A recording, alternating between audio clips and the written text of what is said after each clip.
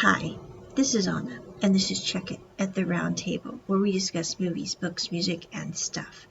Today, we are discussing Over a Year Abroad. Thoughts, any do-overs, any regrets, any I wish I would have brought X, and do I want to hop back on that plane home to my previous country or click my heels? What did I think after a year abroad? This video was supposed to be made about a month ago, around the anniversary of when I hopped on that plane for the first time in my life and crossed the big, great, wide ocean expanse for the first time in my life. I'm like, not only was it my first plane ride, it was my first time abroad. I'm like, that was a big step for me. I'm a country mouse. Where I grew up, there were more cows than people most days. So I'm like, that was huge.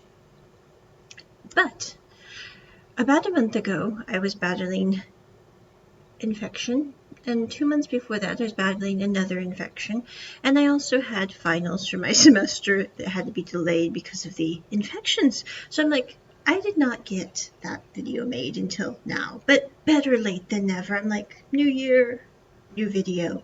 So anyway, but it has been a year abroad. Is there anything that I would change about this past year? Honestly, nothing. This last year, I was like, it has been mind-blowing in many ways, but there is nothing that I really regret or would change about this last year and how I lived, what I did. Did it go according to plan? No. I'm like, when I left the States, I had a plan. It was a plan. I was like, I'm going to go to Taiwan. I'm then going to hop over on the plane and go to Southeast Asia. I'm going to explore. I'm going to move to like Phuket and live the rest of my life by the beach. Probably. Did that happen? No. Has it been a wonderful ride that was completely unexpected? Yes. Have I learned a lot that I had no idea about? Oh, yeah. So, have I been blindsided by falling in love? Yes. Not with a person, with a country. But I'm like, all that happened this past year. And I'm like, I haven't regretted a single bit of it, but it has been completely unexpected. It has not gone according to plan. And yes, there have been times when I'm like, I've fallen pretty ill like 3 times this year. And I was sitting back here this last week going, I think of myself as being in perfectly good health. And I'm like, normally I am. But this year, there were 3 times that I'm going, I was not in perfectly good health. But I could have been sick back in the States, or I could be sick where I am now. And I'm like, I like where I am now. So, is there anything that I like? Number one, like moving over here, I was very worried, first of all, about safety. I was like, I don't know how safe it will be abroad. Number two, I was very worried about medical. I was like, I know medical in the States is not idyllic by any stretch of the word, but I'm like, will the medical be worse overseas? Or even though it will be cheaper, how will that work with my insurance? All that. If you want to listen to my video about insurance abroad, I put that up just a few days ago. You can go check it out. But anyway, and I was also worried that they would not have like basic amenities abroad. I'm not trying to be stupid here. I'm really not. But I really didn't know if they would have things like, the toothpaste I'm used to or the feminine products you need every month. I mean, I'm going, those things are kind of important to me. So I was like, will they have those things? I packed a lot of both those things because I was like, what if they don't? Honestly, for the safety, I haven't felt unsafe once since moving abroad, except for a time that I was in Vietnam. There, I did have a couple of moments where I didn't feel particularly safe because I was in Hanoi, Vietnam. That was the one place that during this year I've traveled to several different places. I'm like, that place did not feel safe. I had an altercation that turned out perfectly fine, but I did understand why the hotel owner at the hotel I was staying at was like, Madame, we can get you whatever you need. You do not need to go walking to the convenience store to grab something. We can get you that. And I took a bit of a walk one day, and I had a group of, I think it was taxi cab drivers that were all men and all looking at me very strange. And I don't mean where I'm like, I'm not an attractive person. So it was not because of my looks. I think it's just because, I don't know, but it made me very uncomfortable. So that's the only time I felt somewhat stressed about safety, because I'm like, there are 5 pretty tall, big guys all in a group on the side of the road. I don't speak any Vietnamese, and I really do not like the way that they're looking at me. Not because it's me, but I'm just going, because I don't think we should look at anybody that way.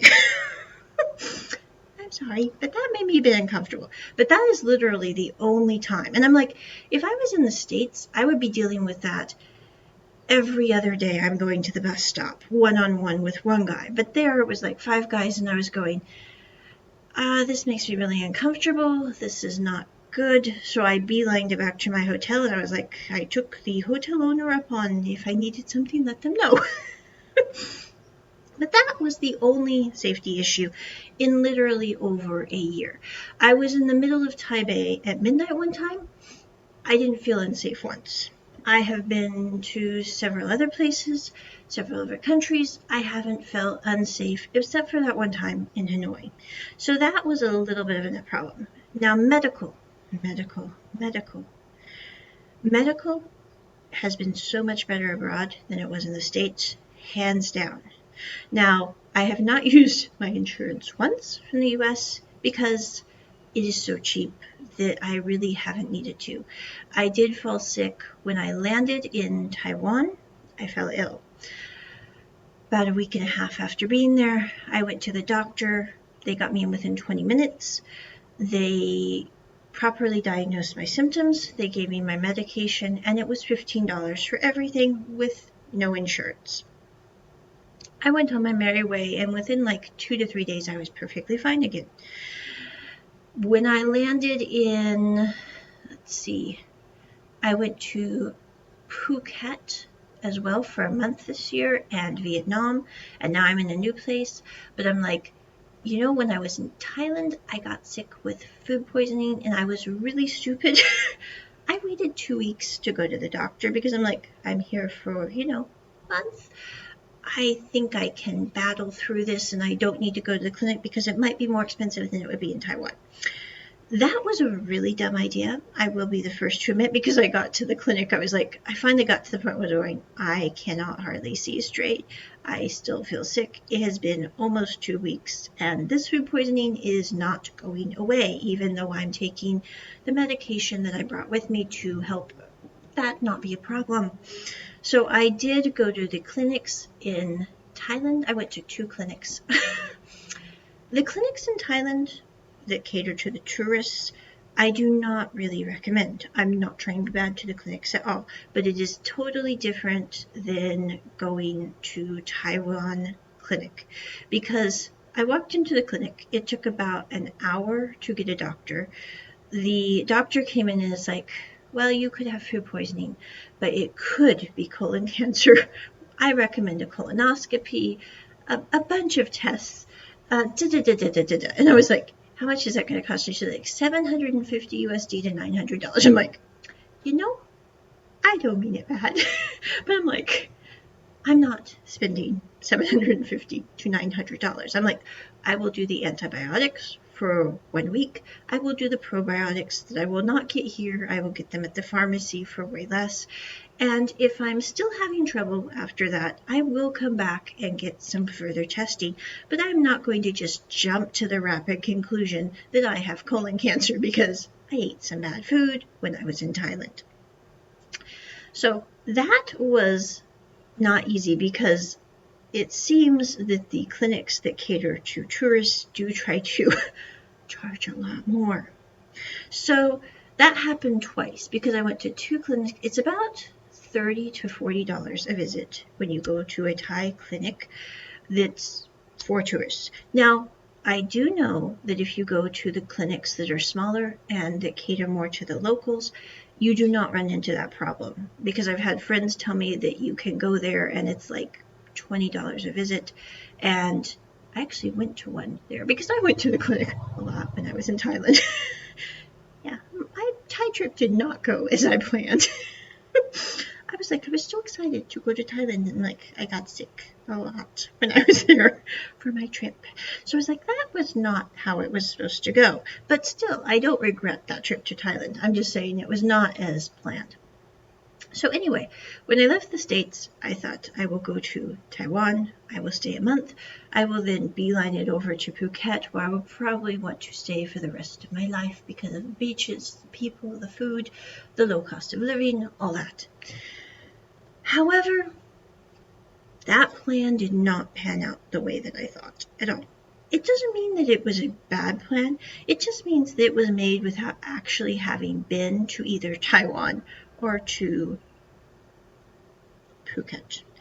So when I landed in Taiwan, I thought it will be a nice visit. It will be a good place to start off because the ticket price there was cheaper than anywhere else I could go. And the only thing I really knew about Taiwan is I had watched a lot of Taiwanese drama. I could understand some Chinese because of that.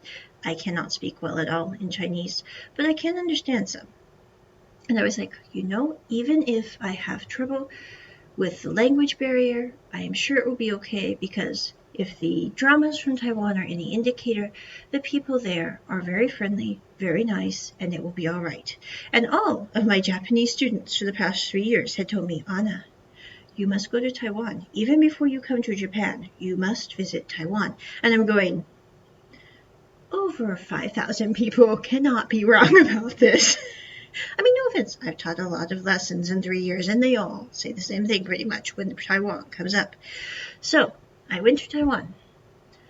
I fell in love with Taiwan. It's like that song by Fly By Midnight, Infinitely Falling, or Million Days by another band. I'm like, I have never felt about a place like that except South Dakota, Black Hills. But even then, it is not the same feeling. I mean, Taiwan is like the ultimate beautiful, peaceful place I have ever been in my life. And I'm like, I remember my first memory of Taiwan was I was a little kid. And my dad had these brass keychains. What's funny is I actually brought one of them with me because I needed a keychain to go, and I was like, this was sturdy. But the keychains were these brass ones that had the clip so you could clip it on your belt loop. And they said made in Taiwan. And I remember being like 8 years old. And I asked my mom and my dad, I was like, what is Taiwan? And my mom or dad told me, they were like, Taiwan is part of China. You never want to go there. And I think it's so funny because I'm like, I did not do it out of rebellion to that comment. I did it because I was like, all my students have told me I must go to Taiwan, and they have the cheapest ticket price to Asia as a portal door to where I want to go next. So I thought I will go to Taiwan, even though that was my first memory of Taiwan. And what's funny is I was looking at that keychain here this week, and I'm like, it is so funny in a weird, dark humor kind of way that my first memory of Taiwan is that keychain, and my parents telling me, it's part of China, don't go there. You might never make it back alive. I'm going, they weren't that dramatic, but still, I'm going, it is kind of weird how life works out, because Taiwan is nothing like that. Now, of course, there are risks when you go anywhere, but if there's one thing Taiwan has taught me, it's like, it really helped me solidify inner peace just by being there for a few months. Because as an American citizen, you can go to Taiwan for 3 months at a time. I was planning on being there 1 month. However, within 2 to 3 weeks of being there, I had fallen in love. Like, literally, I'm like, I don't want to leave this place, even to go to beautiful Phuket, because I can stay here 2 more months and I'm loving Taiwan.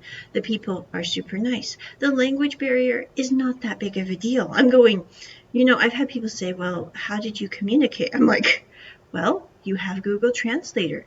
If you know how to say please and thank you and I would like this, please, you can get around and you can use the translator. And as long as you are very polite, you are not going to run into any problems, because most Taiwanese people also speak English. And if they don't, everyone is very, very nice and will also have a translator. So I'm like, it really wasn't a problem. The other thing is, I spend most of my day talking. So when I'm done with work and I do go out and about, I'm like, I don't really feel the need to be super chatty with people in my day-to-day life. So I'm like, no offense at all, but I'm going, I really didn't feel bad that I didn't talk more when I was like in my day-to-day life. Because I'm going, when you talk to like 16 students a day for 8 to 9 hours, you don't really want to have to use your voice that much at the end of the day. I'm like, uh-uh. But so I decided to extend my visit. In the midst of all that, I was like, before I go to Phuket, I think I want to go to Vietnam, because Hanoi looks fascinating. The beaches, the aquarium, the culture. I could try pho in home of pho. So I was like, I will go do the pho crawl. Plus the ticket to Vietnam from Taipei was super cheap. So I was like, I'm going to go there. And then if I feel festive, I will go to Phuket. And if I don't, I could come back to Taiwan and stay another 3 months. I'm like, my options are open. So I packed my suitcase and I went to Hanoi. I had my visa for 30 days. Actually, 28 days, I think. However, my experience in Vietnam lasted only 10 days, I think. It wasn't that long, because Vietnam, it's not something that I regret, and it's not something I would actually even do over in any way, because it helped me understand more about living abroad. And also, there's a famous quote, I cannot remember who said it, but I remember reading it when I was in high school, that said, we are defined by what we choose not to run away from. And I remember reading that quote going, a lot of people think we are defined by what we run away from, by what we are scared of. But when you really think about it, we are actually more defined by what we choose to stand by than what we choose to stand against or flee from. I mean, no offense, but that does make a lot of sense. Or maybe it's like a 50-50 thing. Actually, no, I think it's more than 50-50 on that deal. But anyway, so when I was in Vietnam, everything kind of went totally bad. I mean, I landed, I got sick because of the smog, I got sick because of the cigarette smoke. I had to deal with people trying to double charge me in Vietnamese dong every single shop I went to, other than the convenience stores. I had trouble with immigration. I'm still not sure why I had trouble with immigration, because my visa was perfectly fine. They actually sneezed and wiped that into my passport when I left, and when I arrived, they glared at me like I had done something horrible. I'm not even sure why. I'm going, I had all my paperwork in order, but I cannot communicate in Vietnamese. They cannot communicate in English at all at the immigration office. So that whole entry experience was totally not good. And I actually have a video podcast you can check out on Vietnam that I did when I was there. When I arrived at my hotel, it was a beautiful 5-star hotel room. Beautiful, beautiful, very, very nice. But the bathrooms were full of black mold in about every hotel I stayed in, except for the last one. And these are very nice hotels. So I had trouble because of the black mold. I had to keep the doors shut. I had to keep the air purifiers on, because I'm like, this is not going to be good. Even though I'm supposedly recovered from asthma, this could trigger it again. And it did. By the second day I was in Vietnam, after having dealt with the black mold, the smog, the smoke in the room, because people next door are all smoking cigarettes. When I go out on the street, they're smoking a ton of cigarettes. Very, very much. Like, lots more smokers in Vietnam than almost everyone smokes. It's kind of weird culturally compared to what I was used to in Taiwan or even America. So that was not a very good intro. And the next day, or 2 days after I arrived, I was supposed to go to my apartment that I had for a month through Agoda. I booked it. The apartment apparently did not exist. Agoda couldn't get a hold of the landlord. When I arrived, no one knew anything about my rental of it. At that point, I decided to just go get a hotel by the airport. When I was on the way to the hotel by the airport, my taxi driver started swearing in Vietnamese because the front of our car was almost totaled as someone veered into our lane. And that's just normal traffic in Hanoi. So by the end of that, I was like, I am just going to get a flight back to Taiwan. Because that whole experience, I'm going, number one, I can't afford to get sicker because of the air.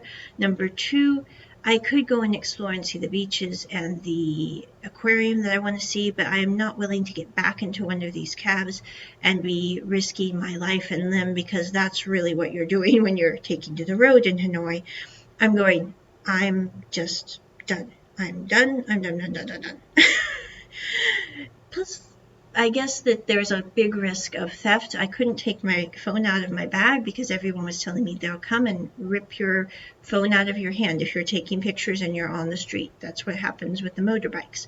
So I was like, I'm not having a very good time in Hanoi. And this is very, very stressful.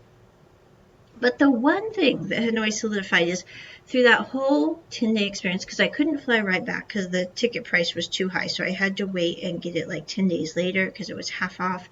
And it's only like $13 a day for the hotel room. And I did find a hotel that did not have black mold in the bathroom. Now, the one positive is the hotels are ran by super, super nice people. Very, very nice. So I have no complaints there, except the black mold in the two first ones I tried. But I'm going, that's not their fault. It's just, I don't know why they can't keep the black mold from being so potent, but apparently they can't. So I did enjoy the food. I really liked the hotel owners, very, very nice. But Vietnam really taught me. I was like, I want to go back to Taiwan. That feels like home. This feels like absolute chaos. But never once in the middle of that did I sit there and go, I want to go back to the US. I want to go back to the US now. Which really taught me, I was like, I had really wondered if I would miss the States. I had wondered if maybe in the middle of all this, I would at some point during this first year abroad sit there and go, I want to go home to the States.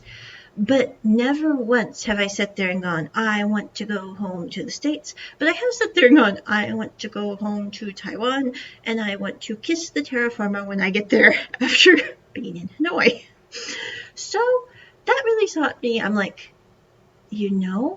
I found out what works. And that was with the whole chaos of Vietnam, the absolute chaos. So I made it back to Taiwan. I thought about going to Cambodia to visit Angkor Wat because I'm like, it's a short flight from Vietnam, or going to Thailand because I was a short flight. But I could not figure out how to get my luggage there because of the size of suitcase I had. And I'm going, the last thing I need is to be not able to make my flight because I don't have the right suitcase, and I'm not leaving these suitcases because I ordered them special before I left. I'm like, they're Pioneer women's suitcases. They're super cute. And the other thing that I was worried about is I'm like, Vietnam ended up to be absolute chaos. I'm like, what if I go to Cambodia? It's even more absolute chaos. What if I go to Thailand, and even though it's not supposed to be absolute chaos, what if it is? I'm not really up for that after these 10 jarring days in Vietnam. So I went back to Taiwan for about 2.5 months. And then I went to Phuket for 1 month. I booked my ticket. I booked my visa. I took the flight. Phuket was very beautiful. The beaches were stunning. Everything was very nice. The locals there are amazing. I have nothing but good to say about the views and the locals. They're awesome. However, the thing that I was not expecting about Phuket was I don't know how to say it, like kind of the Las Vegas tendency of Phuket. The reason being is I went to Phuket because I like the beach and I really like what I have seen of Thai culture. However, Most people I met who were tourists in Phuket came there because they like to party and because they really like the cheap marijuana. And I ended up in Kattu district of Phuket, which is the middle part of Phuket. That is not the place you want to go if you like quiet and peaceful. I didn't know this. It's like the heart of the party area. There's a lot of nightclubs. There's a lot of adult massage places, things like that. So Phuket, I decided after being there for a month, I was like, I did like having my own kitchen again because I got a condo.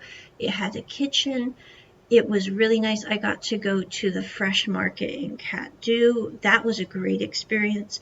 I got to go to a couple open air markets. I did a beach hop for 1 to 2 days. I got to go by the elephant preserves. I didn't actually go in the elephant preserves because they went, I mean, it's not terribly expensive to go to them. And I'm like, I can see the elephants. They're so cute. But I don't need to go and spend like $30 to $70 to go be by the elephants. Plus, what if they spit on me? I mean, no offense. I'm like, I like observing them from a distance. They're very cute. But they're big. And they can spit on me. So I didn't go to the elephants, but I'm like, I got to do all those things. But the other thing that I noticed was I have spent the last 4 years watching Thai dramas. Those dramas really did help me to figure out how to navigate much better than I would have if I had not had those dramas. But they did not really prepare me for the tourist aspect of Phuket. If I had gone to Pattaya, I know it would have been 100 times more strong effect than it was in Phuket. But the tourists that I met in Phuket tended to really be quite into partying. I'm not against partying at all, but I'm like, I really like to just kind of be quiet and have a nice day and study. And what I found was even just living in the condo, a lot of time my neighbors would be smoking marijuana, which would be coming into my apartment. So I'd have to have my air purifier on because otherwise I'm starting to cough and sneeze and all this because I'm allergic to marijuana. And they actually are not supposed to smoke in the condo that I lived in, but people are still smoking in the condo that I lived in. And I'm like, I'm not going to talk up to the department or whoever owns the apartment complex about this because the last thing I need is to have my neighbor next door mad at me because I'm saying they're smoking indoors when they shouldn't be. They also would be playing extremely loud music at all times, day and night. So it wasn't a very calm situation. Now, the travel costs were very reasonable, and I did enjoy going to also, they have this indoor mall complex. I think it's called Central in Phuket. And in there, they have these amazing, beautiful koi fish. I went like 3 times to that place because I just liked walking by the koi. They're huge koi, like giant. So between the beaches and the koi, I definitely would visit Thailand again. But it wasn't like I sat there and felt like I want to live the rest of my days here, which I really thought I would feel like. And also, I kind of went because I was like, I want to see if this would be a good place to raise kids. After being there for a month, I'm going, I definitely would not raise kids in Phuket, especially if they were older children. If they're younger children, it would be easier, but there are certain things that I do not want to have to explain to my 8 to 12-year-old that they would see there, that they're not going to see, like, ever in Taiwan, for example, or ever in South Korea, or ever in Japan, because it's just not going to happen in those countries. I know that like Tokyo has a red light district, and I know that Korea has a red light district, but they are not going to be as obvious, and they're not going to be happening in the daytime as much as you see in Phuket. And that's no offense to the red light districts. It's just like, this is not really what I was thinking it would be when I landed. So I packed things up and I decided to go on to my adventures. And, you know, I would say after that, now I'm currently traveling again. I'm in a new spot, but I'm like, I'm not sure how long I'll be here, but it's not where I planned on being. But I'm like, it's a good place. It's nice. It's not like a permanent place. I'm like, I'm only going to be here for a short time. But I'm like, it's still a very good place. It wasn't any place I was thinking about coming when I was over here in Asia. But I'm like, life takes you to very interesting places.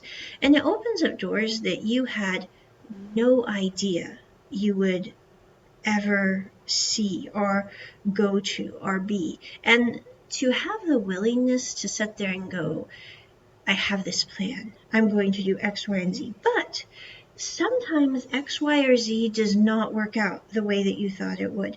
That doesn't mean that X, Y, or Z was bad or good. It just means that X, Y, or Z did not work out the way that you thought it would. But at the end of the day, the thing that I discovered is being a bit more flexible and also realizing that you don't have to have your whole life figured out. It's like I have a 5 and 10-year plan, but sometimes you have to adjust that plan. You have to sit there and go, this is not going to work out the way that you planned. This is not going to work out the way that you planned.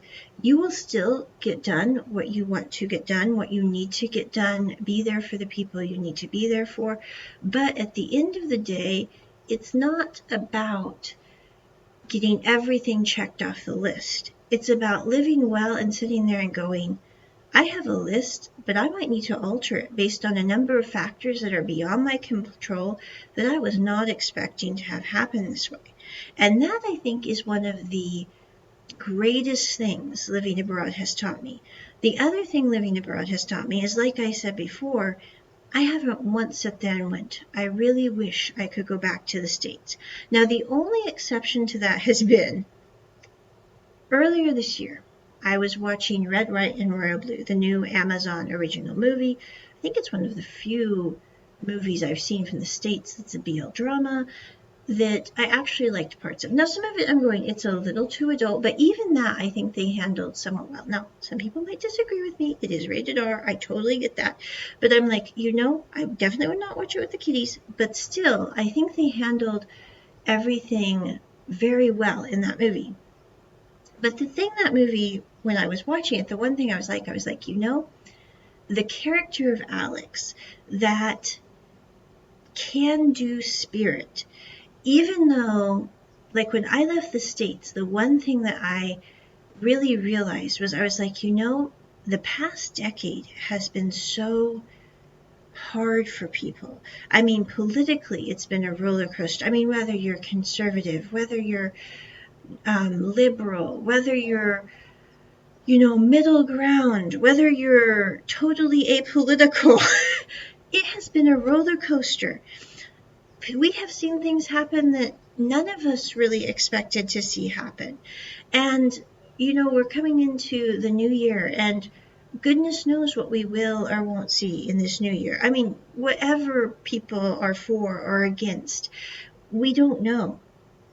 But it has become a roller coaster. And the one thing that I think is sad is in the midst of that roller coaster, as Americans, I think that we become so expectant of all this terrible stuff that could happen or go wrong. And then, like, we've had the war in Ukraine, we've had the war in Gaza. The world just seems to be on fire. And as Americans, when I was a kid growing up, I remember we had this kind of spirit where it was like, we might not be able to fix it. We might not be able to make it completely better, but we can certainly try. And I love that spirit, even though I'm like, it might not work out. It might end up in total oblivion. It reminds me of Gimli when he's like sitting there in his chair going, little chance of success, certain and sudden death. What are we waiting for? I'm like, there are times when it just seems like a no-win situation. But the one thing I really did like about growing up in America was the fact that I was surrounded by people that for the most part sat there and went, we can at least try to make it better. But the thing that I felt the last decade of being in America is everyone is so tired. Everyone is so exhausted. Everyone is sitting there trying to deal with the economy, inflation, and the COVID, and the families all having drama that we were not expecting. I mean, I'm going, it kind of came from all fronts, that I feel like we've kind of forgotten that can-do spirit.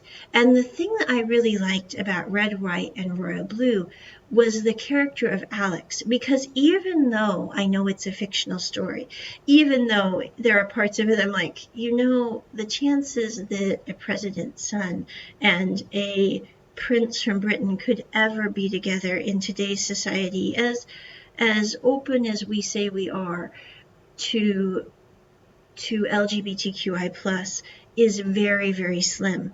But the thing that I really liked about that drama was the fact that Alex's character is like, we might not be able to change the world, but we can do what we can to make it a better place, and to really truly embody that feeling. Like at the end of the show, I love it when he goes to the house with Henry and he opens the door and he's like, we won.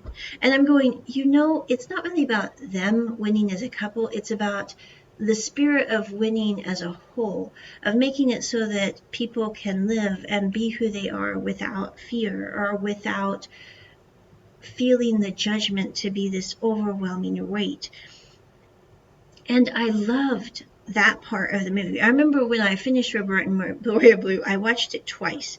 And the first day. And I watched it again several times that week. But I was going, I loved that part of it. And that's a part of it that I do miss living in Asia, because there is an intrinsic can-do spirit of like one person being able to make a difference that I do admire about the American culture, as far from it as we may be right now.